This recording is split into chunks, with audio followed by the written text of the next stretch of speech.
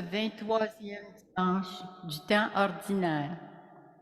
Un rappel que les cérémonies dans nos cimetières auront lieu le dimanche 11 septembre. Je vous invite à consulter l'annonce publiée dans le bulletin pour plus de détails. Voir également les renseignements concernant la vente de lampions à déposer sur la tombe de nos défunts. Le Seigneur Jésus nous demande aujourd'hui de l'aimer plus que tout. Être son disciple, marcher à sa suite, c'est vivre, parler et agir en laissant l'Évangile nous guider. Demandons à l'Esprit de nous rendre capables de mettre nos pas dans ceux de Jésus. Voici les intentions de prière demandées pour cette messe. Paul Pagé, Ruth Dallaire-Garot, Pierre H. Kigwemde, famille Desjardins et Chef, Jocelyn Thibault, Rita Chaillé, Danick Larivière, Louise Potvin. Levons-nous pour entrer en célébration. Le chant d'entrée est à la page 569 dans le livre rouge. Page 569.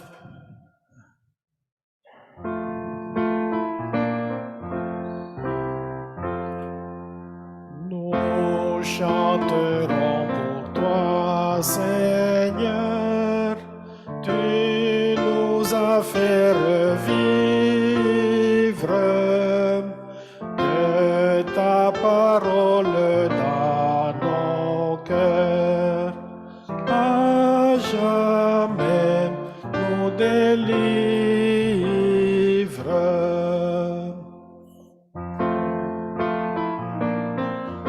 Je compte sur vous là. Continuez.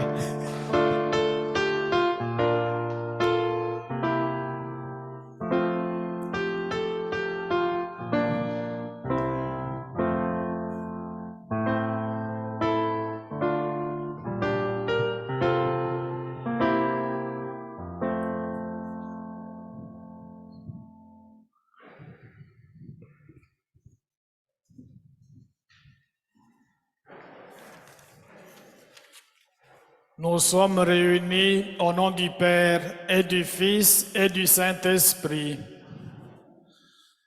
Que le Seigneur Jésus, qui nous a choisis pour être ses disciples, soit toujours avec vous. Les réflexions des mortels sont incertaines et nos pensées instables, nous dit le livre de la sagesse. Demandons au Seigneur de nous remplir de sa lumière et confions-nous à sa miséricorde. Seigneur Jésus, envoyé pour faire de nous tes disciples, prends pitié de nous. Ô Christ, venu nous inviter à marcher dans tes pas et à porter notre croix, prends pitié de nous. Seigneur qui siège à la droite du Père, d'où tu nous envoies ton esprit, prends pitié de nous. Que Dieu Tout-Puissant nous fasse miséricorde, qu'il nous pardonne nos péchés et nous conduise à la vie éternelle. Prions le Seigneur. Seigneur Dieu, par toi nous vient la rédemption, par toi nous est donnée l'adoption filiale. Dans ta bonté, regarde avec amour tes enfants, à ceux et celles qui croient en toi, à ceux et celles qui croient au Christ, accorde la vraie liberté et la vie éternelle en héritage. Par Jésus-Christ, ton Fils, notre Seigneur, qui vit et règne avec toi dans l'unité du Saint-Esprit, Dieu pour les siècles des siècles. Amen.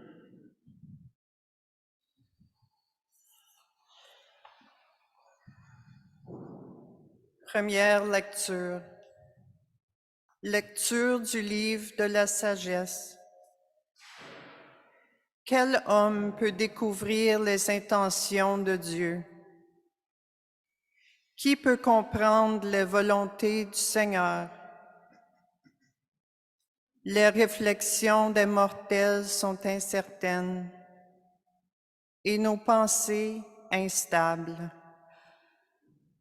car un corps périssable apaisantit notre âme, et cette enveloppe d'argile alourdit notre esprit aux 1000 pensées.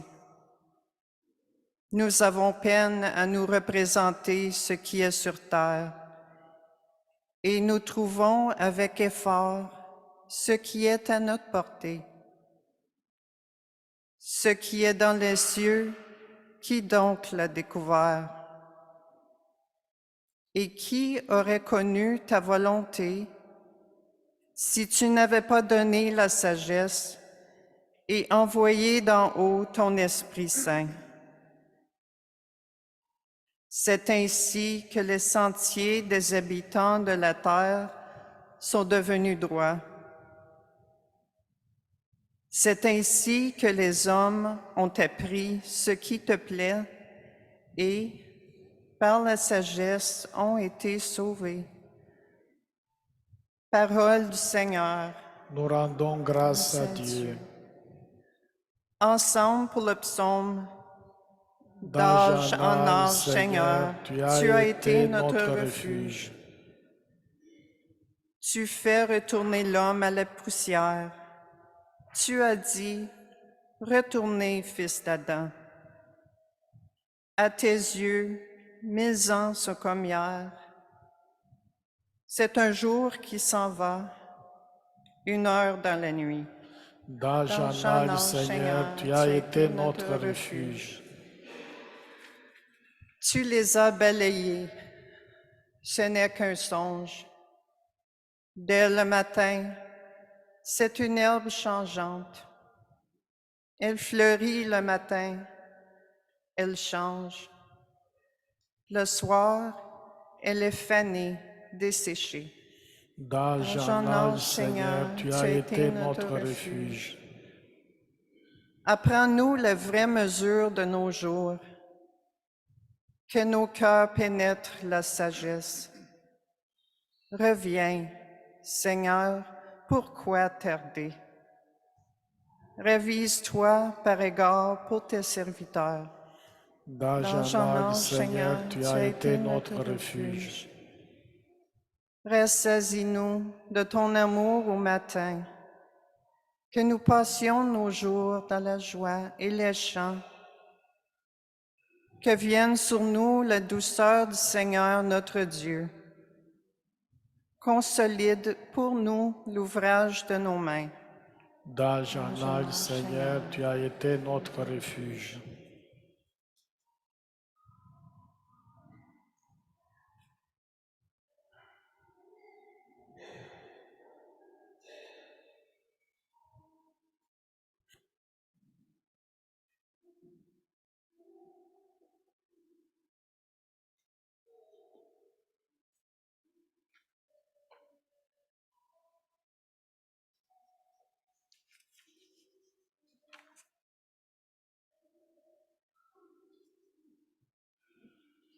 De la lettre de Saint Paul apôtre à Philémon.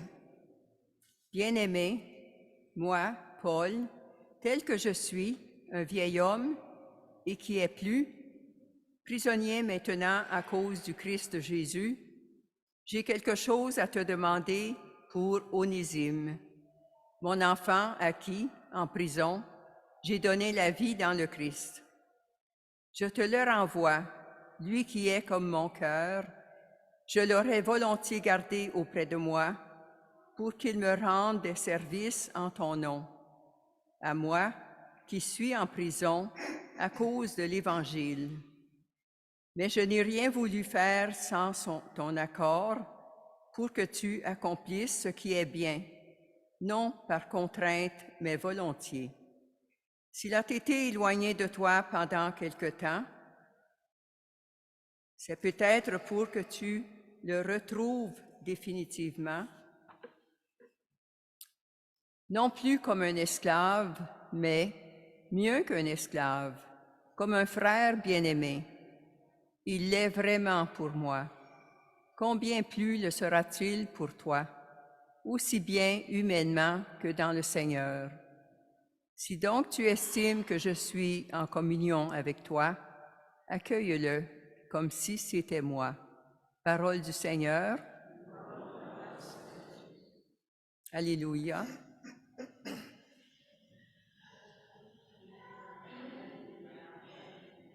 Serviteur, que ton visage s'illumine.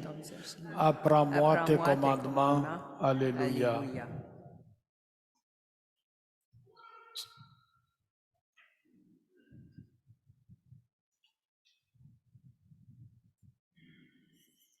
Le Seigneur soit avec vous.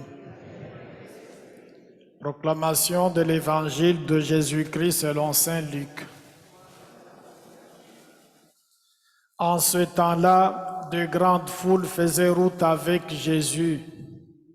Il se retourna et leur dit, « Si quelqu'un vient à moi, sans me préférer à son père, sa mère, sa femme, ses enfants, ses frères et sœurs et même à sa propre vie, il ne peut pas être mon disciple. Celui qui ne porte pas sa croix pour marcher à ma suite ne peut pas être mon disciple. Quel est celui d'entre vous qui, voulant bâtir une tour, ne commence par s'asseoir pour calculer la dépense et voir s'il a de quoi aller jusqu'au bout? Car si jamais il pose les fondations et n'est pas capable d'achever, tous ceux qui le verront vont se moquer de lui. Voilà un homme qui a commencé à bâtir et n'a pas été capable d'achever. Et quel est le roi qui, partant en guerre contre un autre roi, ne commence par s'asseoir pour voir s'il peut, avec 10 000 hommes, affronter l'autre qui marche contre lui avec 20 000. S'il ne le peut pas, il envoie, pendant que l'autre est encore loin, une délégation pour demander les conditions de paix. Ainsi donc, celui d'entre vous qui ne renonce pas à tout ce qui lui appartient ne peut pas être mon disciple. Acclamons la parole de Dieu.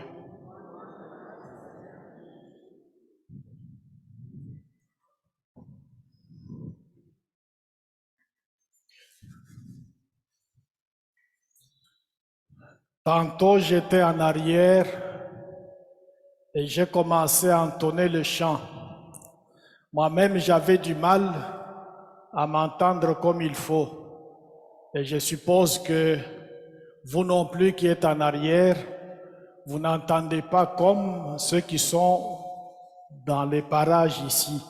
Eux doivent entendre beaucoup mieux. Alors le vendredi prochain, le 9, à 1h30, donc dans l'après-midi, il y a un technicien qui va venir pour regarder encore plus notre système de son. Je voudrais que la plupart d'entre nous viennent en ce moment-là pour que, à plusieurs, on puisse apprécier son travail. Comme ça, on verra si ça va donner quelque chose de positif. Je vous recommande fortement de venir le vendredi prochain, l'après-midi, si vous ne travaillez pas, bien sûr. Dans la première lecture, le livre de la sagesse, quand on regarde ce livre-là attentivement, on peut voir non seulement les limites de la personne humaine, mais aussi, et beaucoup plus, les qualités de Dieu. Notre Dieu qui a 2 visages.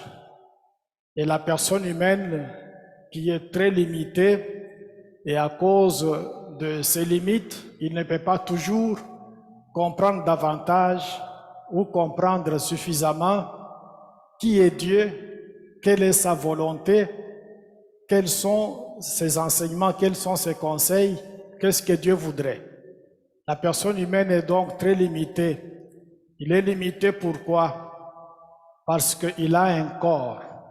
D'après ce que ce livre dit, et ce corps-là appesantit son âme. Il a un corps. et ce corps-là alourdit son esprit qui est une faculté aux pensées multiples. À cause du corps, on ne peut pas accéder à certaines vérités qui concernent notre propre Dieu. Alors, Dieu apparaît ici comme celui qui est tout-puissant, celui qui est insondable, celui qu'on ne peut pas comprendre facilement. Il est défini comme un Dieu saint.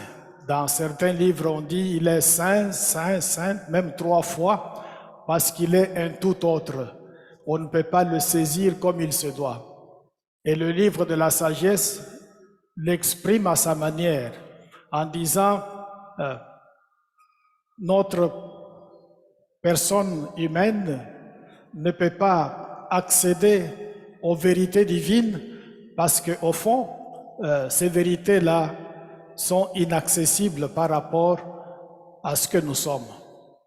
Dieu donc apparaît comme celui qui est inaccessible. Mais en même temps aussi, il est celui qui est proche de nous parce qu'il nous envoie son Esprit Saint qui nous permet finalement de le connaître comme il faut. Donc Dieu a un double visage, inaccessible mais aussi proche.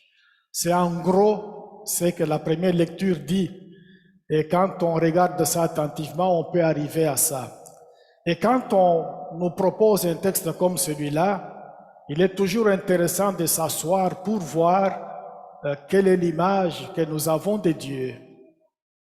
Les dieux que nous prions, il a quelle image? Nous lui donnons quel visage? Parce que la prière que nous formulons est généralement le reflet de l'image que nous avons de Dieu. Dans la deuxième lecture, l'épître de Saint Paul apôtre à Philémon. Saint Paul a écrit beaucoup d'épîtres, mais quand il les écrivait, c'était adressé généralement au groupe de chrétiens qui vivaient dans telle ou telle ville. Il a écrit aux Romains, il a écrit aux Thessaloniciens, il a écrit aux Philippiens, il a écrit aux Colossiens, il a écrit aux Corinthiens. C'était des chrétiens qui vivaient dans ces milieux-là. Et aujourd'hui, il écrit à Philémon, donc un individu. Ça signifie que c'était quelqu'un qui était privilégié de recevoir seul la lettre de Paul. Et pourquoi il lui écrit? Parce qu'il y a quelque chose qu'il faut savoir avant de comprendre pourquoi Paul va s'adresser à Philémon. Philémon était un chrétien qui avait beaucoup de sous et qui devait aussi avoir beaucoup d'esclaves, même si on ne le dit pas dans la Bible. Oh, il en avait au moins un qui répond au nom de Onésime. On a entendu ça. Et un esclave ne pouvait jamais disposer de lui-même. Il était toujours au service, à la solde de son patron. Il ne pouvait pas décider un jour de s'affranchir, de devenir libre et autonome. Et s'il osait le faire, il était sévèrement puni. Mais qu'est-ce qui arrive à Onésime? Il va tout simplement prendre fuite, il part, il quitte son maître Philémon. Mais dans sa fuite, il va rencontrer l'apôtre Paul, qui va donc l'évangéliser pour qu'il devienne un chrétien. Mais une fois chrétien, Paul commence à se poser des questions. Il se dit, mais cet homme était un esclave. Si je le garde pour moi-même, je vais donc nuire à son patron qui comptait sur lui et qui devait donc l'utiliser à sa guise. Ce serait aussi comme du vol. Si je le renvoie auprès de son maître, il va continuer à servir comme esclave. Paul était donc embarrassé. Mais il s'est dit, mais qu'est-ce que je vais prendre comme décision? Il décide finalement de le renvoyer auprès de son maître Philémon. Et qu'est-ce qu'il fait? Il compose une lettre dont on a lu une partie aujourd'hui. c'est une lettre de demande d'excuse. Il donne la lettre à Onésime et Onésime va donc partir avec cette lettre-là pour donner à Philémon. Qu'est-ce qu'il dit dedans? D'abord, il dit, moi, Paul, un vieil homme, je suis en prison à cause du Christ. Mais je te renvoie, à toi, Philémon, donc, Onésime, qui était ton esclave. Mais si je te le renvoie, ce n'est pas pour que tu continues à le traiter comme un esclave, mais plutôt pour que tu puisses le considérer comme étant un frère. Parce que quand on est baptisé, on ne peut pas être esclave de qui que ce soit. Quand on est baptisé, on devient tous frères. Alors, c'était à une époque où la loi romaine ne permettait jamais qu'un esclave puisse s'affranchir. Mais Paul ose donc demander la liberté de Onésime auprès de Philémon pour que celui-là puisse donc le lui accorder. Il y a donc ici un message fort. L'esclavage du temps de Paul s'était toléré. Ça a même continué pendant plusieurs années. Ça a été appliqué particulièrement en Afrique, où les Africains ont été colonisés pendant plusieurs siècles. C'était quelque chose d'abominable, un fléau que même l'Église avait donc toléré. Aujourd'hui, on ne parle plus d'esclavage comme on en a connu il y a plusieurs siècles. Mais l'esclavage, est-ce qu'il a disparu? Non, ça a pris d'autres formes. Parce que la personne humaine est comme un renard. La personne humaine est rusée. Elle utilise toujours des moyens subtils pour continuer à appliquer l'esclavage sous des formes fines, mais à travers toutes sortes de choses que la personne humaine va donc faire. Il faut donc compris fort pour que le Seigneur touche notre cœur afin que ces fléaux-là puissent effectivement être anéantis sur la terre.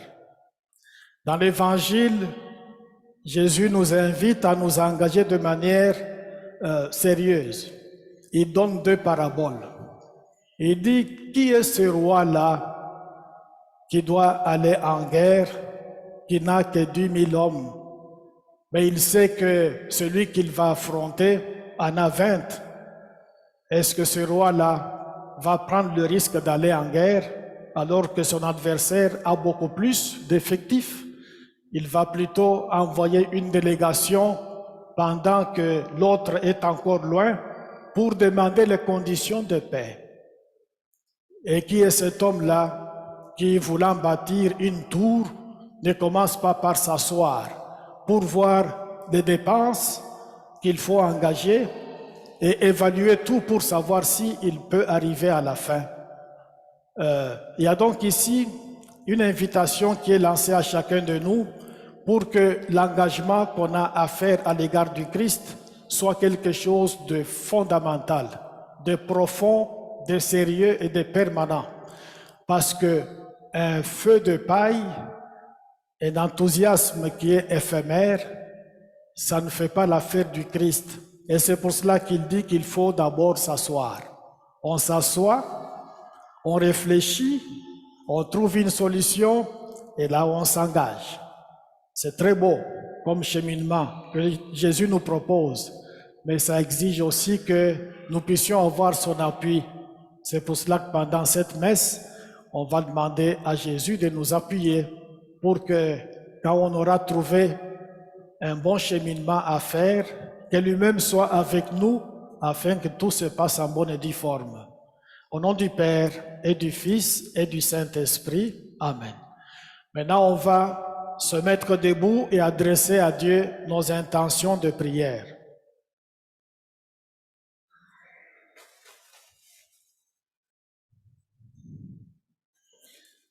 Choisir le Christ, être ses disciples, porter notre croix, c'est faire des choix difficiles.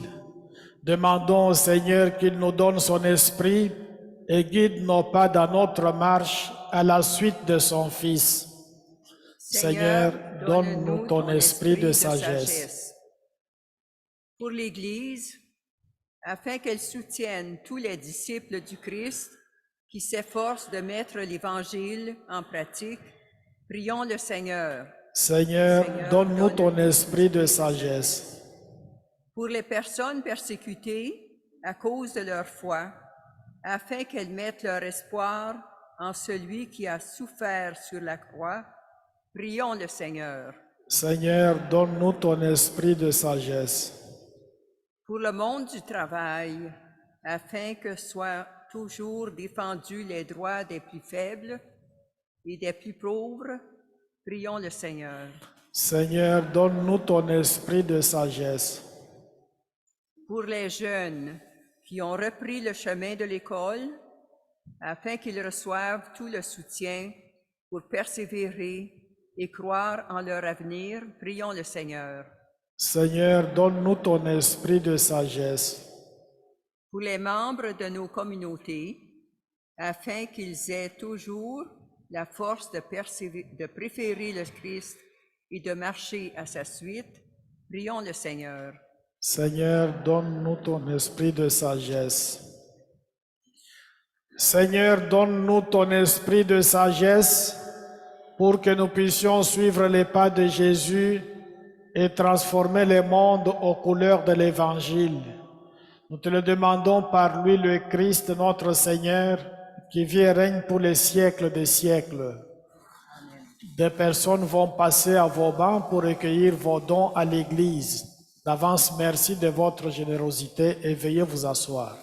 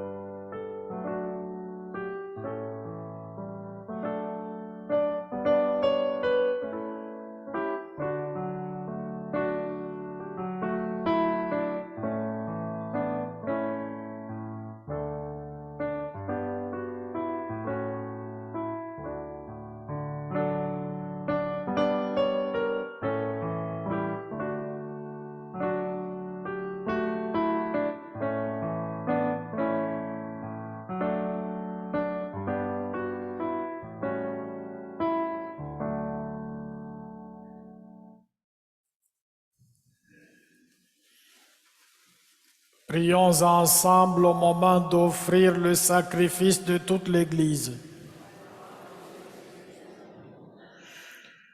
Seigneur Dieu, source de la piété véritable et de la paix, nous t'en prions, accorde-nous d'honorer dignement ta gloire par cette offrande. Que dans la participation fidèle au saint mystère, nous prenions davantage conscience de notre unité par le Christ notre Seigneur. Le Seigneur soit avec vous. Élevons notre cœur. Rendons grâce au Seigneur notre Dieu. Vraiment, il est juste et bon pour ta gloire et notre salut de t'offrir notre action de grâce toujours et en tout lieu. Seigneur Père très saint, Dieu éternel et tout-puissant, c'est en toi que nous sont donnés la vie, les mouvements et l'être. Dans notre corps, nous éprouvons chaque jour les effets de ta tendresse et nous avons déjà la promesse de la vie éternelle.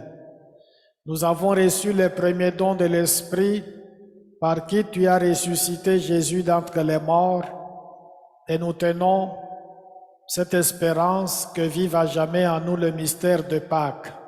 C'est pourquoi nous te louons avec tous les anges et dans la joie, nous te célébrons en proclamant « Saint, Saint, Saint, le Seigneur, Dieu de l'univers, le ciel et la terre sont remplis de ta gloire. Hosanna au plus haut des cieux. Béni soit celui qui vient au nom du Seigneur. Hosanna au plus haut des cieux. »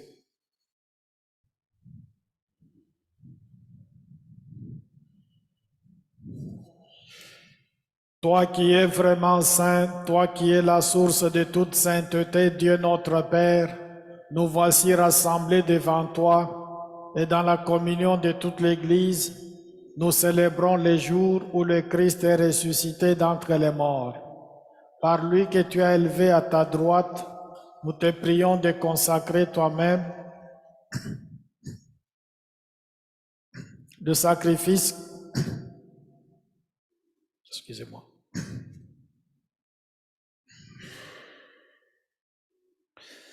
Sanctifie ces offrandes en répandant sur elles ton esprit, qu'elles deviennent pour nous le corps et le sang de Jésus, le Christ notre Seigneur. Au moment d'être livré et d'entrer librement dans sa passion, il prit le pain, il rendit grâce, il le rompit et le donna à ses disciples en disant « Prenez et mangez-en tous, ceci est mon corps livré pour vous. »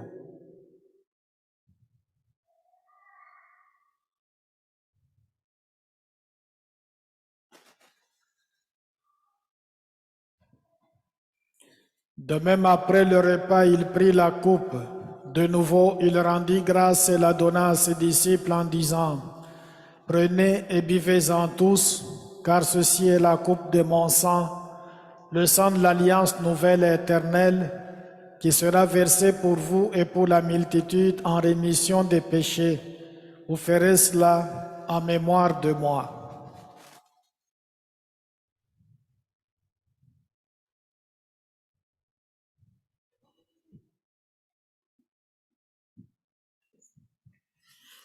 Il est grand le mystère de la foi.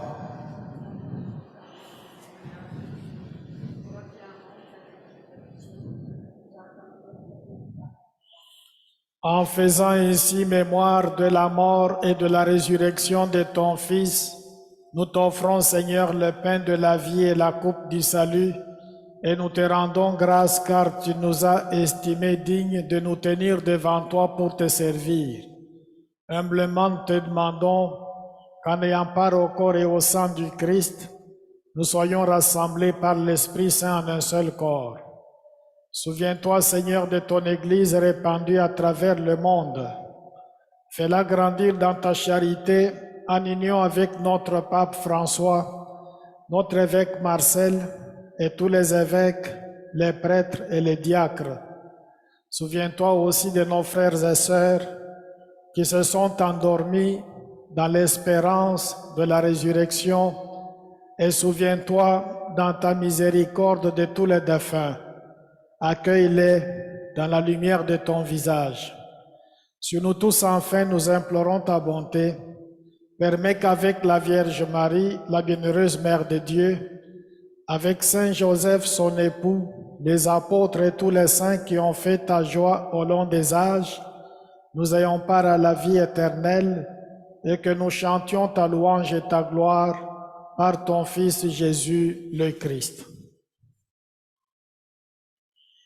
Par lui, avec lui et en lui, à toi Dieu le Père Tout-Puissant, dans l'unité du Saint-Esprit, tout honneur et toute gloire pour les siècles des siècles.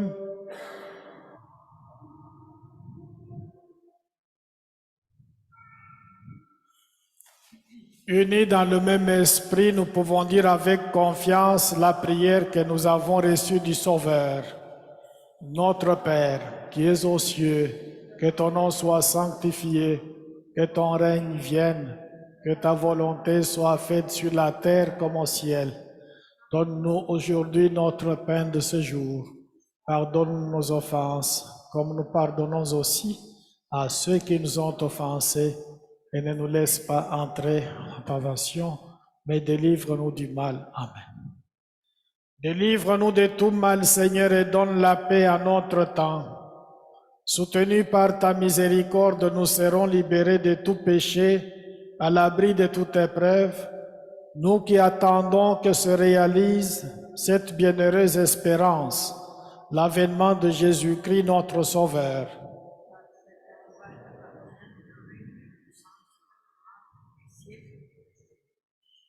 Seigneur Jésus-Christ, tu as dit à tes apôtres, je vous laisse la paix, je vous donne ma paix. Ne regarde pas nos péchés, mais la foi de ton Église.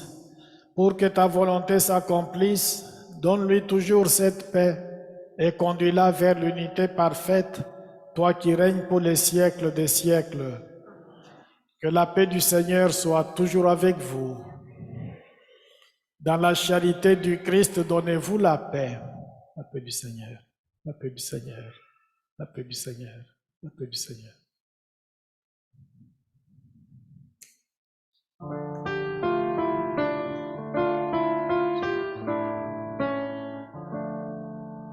Agneau de Dieu qui enlève les péchés du monde, prends pitié de nous.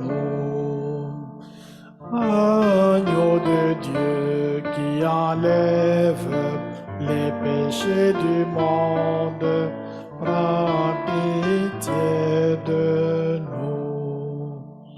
Agneau de Dieu qui enlève les péchés du monde, donne-nous la paix.